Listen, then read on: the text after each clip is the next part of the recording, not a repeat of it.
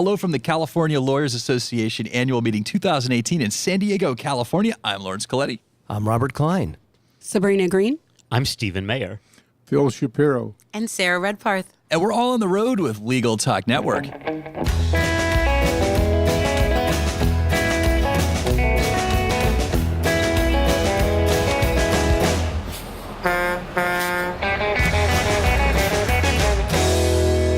And we're back. So I have a really fun group of people joining me today in our coverage here of the CLA annual meeting. And so to my left, and obviously you're listening to this and not watching, so you wouldn't know is my left, is Robert Klein. Welcome to the show. Thank you very much. Pleasure to be here. Well, so help me out with the introduction. So we have a bunch of wonderful people joining us. And so who is to your left? To my left is Sabrina Green. We're all on the Solo and Small Firm Executive Committee for the California Lawyers Association. So we have a lot of guests here. So what I'm going to do here, we'll start with Robert, but have you guys all in turn introduce yourselves. Where do you work? What do you do?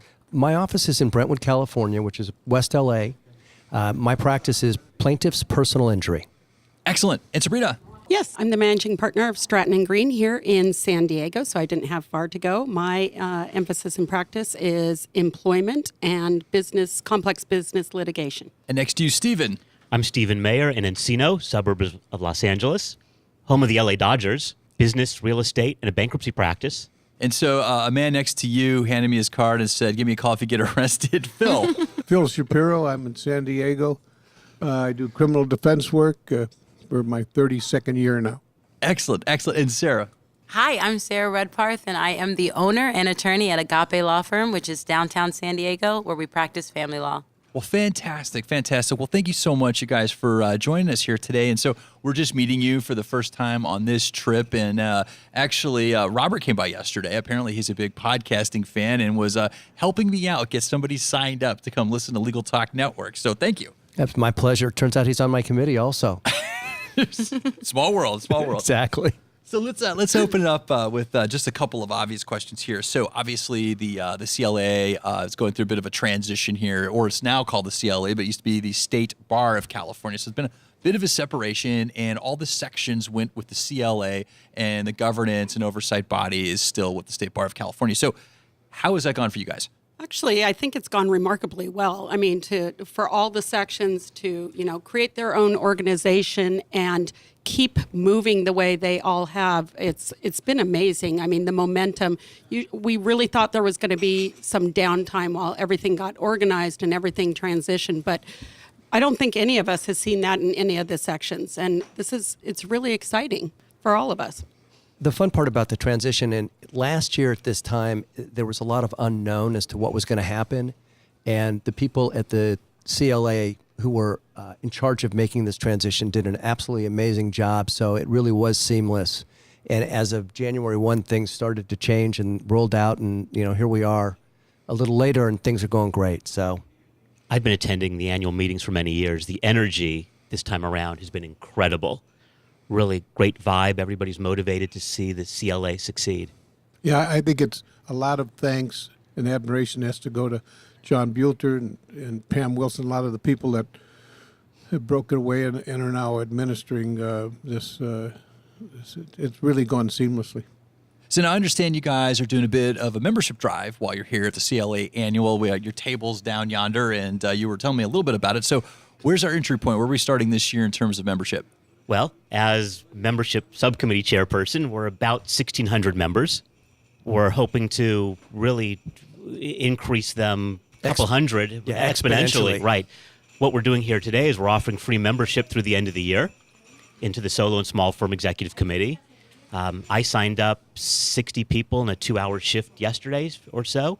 And so really, I assume everybody here at the table has signed up a good number of people as well. Yeah, what we're really looking forward to doing is, since the number of solos in the state of California is about 60 to 70%, solos being firms that are 5 members or less, we think our committee should be the largest in the state, and we're really shooting to make it grow and become a great organization for all solos in the state of California. So how long have each of you belonged to the Solo and Small Firm section? I've been a member, actually this is my second time around on the executive committee, and I've been a member for approximately 10 years, give or take. And Sabrina? This is my third year. Third year. Stephen? My fifth year. Fifth year, Bill? Well, I'm a little unique. I was in chair in 1990 when the committee first started, and retired after being chair, and came back about 5 years ago and back on the committee again. Sarah? Well, I'm excited. I'm the newest executive board member, so this would be my first year. I've recently been appointed, so I'm very excited. Should we give a round of applause for Yes. that? Actually, today was Sarah's first official meeting, I believe. Yes, Yeah. thank Yeah, you, and thank we're you. in- I am here. Did you lay down the law, Sarah? I tried. We're actually thrilled to have her aboard because her energy is fantastic. I appreciate it.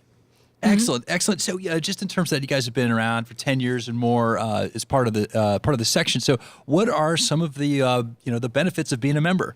Oh, there's a lot of great benefits. There's educational component, there's writing opportunities, there's speaking opportunities, there's content that gets created and delivered to members, there are discounts. That's changing a little bit because of the merger or the transition from State Bar to CLA.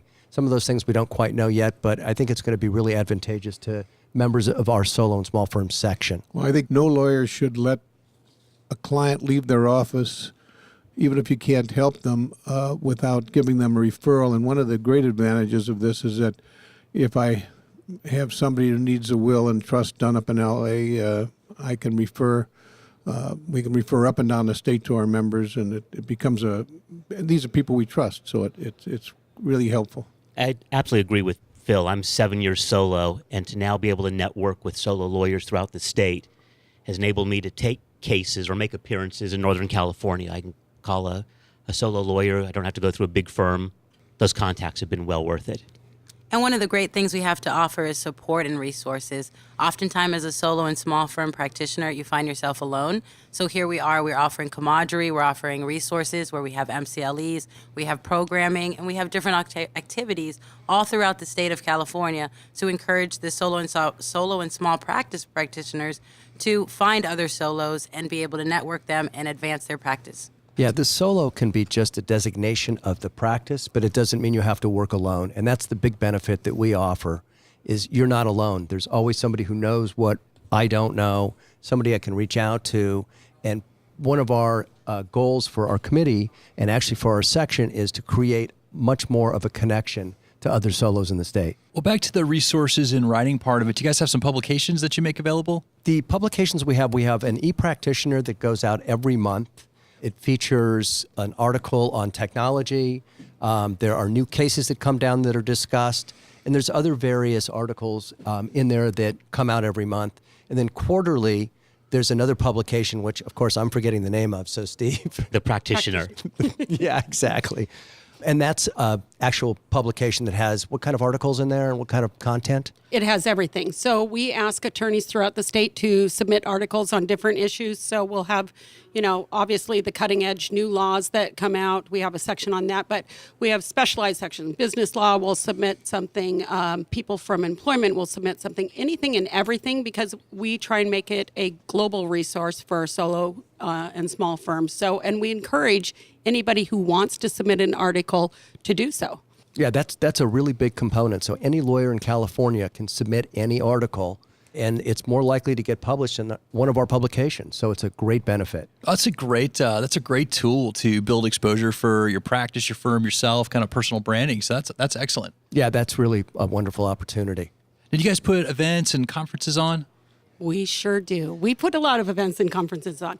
I can tell you right now, we put a lot of MCLEs on, live events, and we try and work our way top to bottom on the state. Currently, I can tell you, and I'll just plug our upcoming event, it's in LA, and we're actually partnering with the business law section, and we're putting on a live event on October 18th at the LA Bar office. And it's called Trials and Tribulations, and it's tactics, strategies for litigating, which will be probably a sellout event. We also have an event on March 15th. We believe it will be in San Francisco. We'll have another one May 17th of next year, September 20th, and November 15th of next year. So we try and put something on every couple months, and we try and, like I said, work our way through the state so we hit as many people as possible. I'd like to plug, if I can, one of our biggest events or strategies is to get to hard-to-reach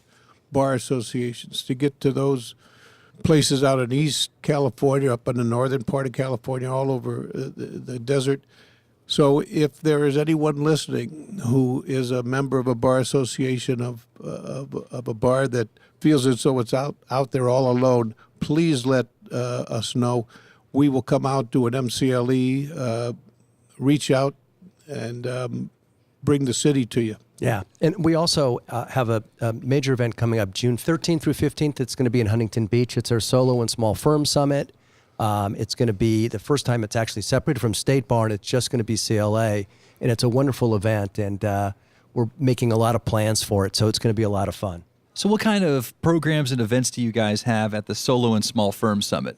You know, it's kind of a miniature version of this event here. So we offer loads of MCLE programming. We give awards, Attorney of the Year awards, service awards, judicial awards. It is an all-encompassing, really fun 2 days with a lot of educational components. Great networking throughout the state and programs that are focused on topics of interest to solo lawyers. You know, as solo lawyers, we're unique in that we are also business people. We don't have a bunch of secretaries. We don't have a bunch of legal interns. We run our own business. We open up our own office. We close at night. We have to hire and fire, and we have to buy our own paper for our copiers. So we're a unique situation. Solos do wear a lot of hats. Yeah, we do. True. So I have a second to last question for you all. I'd like to get everybody's input on this. So let's say I'm out there, I'm listening to this podcast, and I am a solo practitioner. I work for a firm of 5 or less. Is that how you guys define a small firm and solo? Correct. 5 or less. So I'm out there. I'm part of one of those firms that's smaller and by myself, and I'm listening, and I'm thinking, gosh, I should get involved, with the solo and small firm group. But why don't you guys share your favorite reasons for being part of the solo and small firm? My favorite reason would be the connection and the camaraderie. Just having others around is a wonderful tool. I would have to agree. I mean, because we do get so isolated. That and the resource. Being solo small firm, we don't always have people to bounce ideas off of and to learn about that new technology or whatever, the cutting edge. And when you have all these resources all in one place, it makes life so much easier for the solo small firm practitioner. I think the camaraderie is a given. That's why we're all on the executive committee and have served so long. It's the networking that really drives me, the contacts throughout the state, the ability to meet judges from all over the state. I think it's great to see that somebody 1,000 miles from me has the same problems I have. And so we get to talk about those problems and find out I'm not so unique down here in San Diego. And this is Sarah. I have to agree with the other board members. It's mostly the camaraderie and the resources. I mean, there's a lot to be said that we do live on an island, truly, especially if we don't have receptionists or anybody else helping us in the office. So I do appreciate that we have even an email address that I can reach out to that has a similar practice area or a similar practice area. It matters if somebody will take time out and even have lunch with you and make you smile, because life is hard and we're just trying to make it better for all solos and small practices. Before we close it out, because we're running out of time, I just want to give you all an opportunity to share some contact information. And Sabrina, I'm going to go to you first. In addition to your own contact information, how can people reach out and sign up to be part of Solo and Small Firm? Well, you can go to the website, the CLA website, which is, what is it now? We've changed it again. CLlawyers.org. CLlawyers.org. It went through a couple transitions, but it now is CLlawyers.org. CA lawyers. CA lawyers. Did I just say CL? Sorry. Lawyers.org. And go to the solo small firm section and just click there. And every link you could possibly want is right there. And Robert. My information, Robert Klein. My email, robert@rklein, that's Klein law, rkleinlaw.com. Stephen. So I'm Stephen Mayer. Contact information firm is Mayer Law Group. And my email is smayer@mayerlawla.com.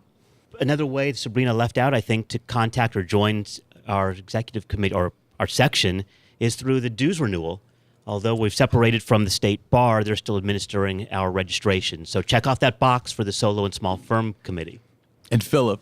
Well, Phil Shapiro, and you can get me at pas@pshaplaw.com. Sarah. Sarah Redparth, and I can be found at Sarah with an H at agapelawfirm.com. I practice at Agape Law Firm, and it's AGAPE. Also, if you want to join CLA, we have a new Twitter handle. It is LA_solo. And this is on Twitter. Follow us. Ooh, didn't know that. Fantastic. I didn't know that either. Brand new. Well, we've reached the end of the road for today's episode, but I want to thank our guests for joining us and also our listeners for tuning in. And if you like what you heard today, please find us and then rate us in Apple Podcasts. We'll see you next time for another episode of On the Road with Legal Talk Network. If you'd like more information about what you've heard today, please visit LegalTalkNetwork.com. Subscribe via iTunes and RSS. Find us on Twitter and Facebook, or download our free Legal Talk Network app in Google Play and iTunes.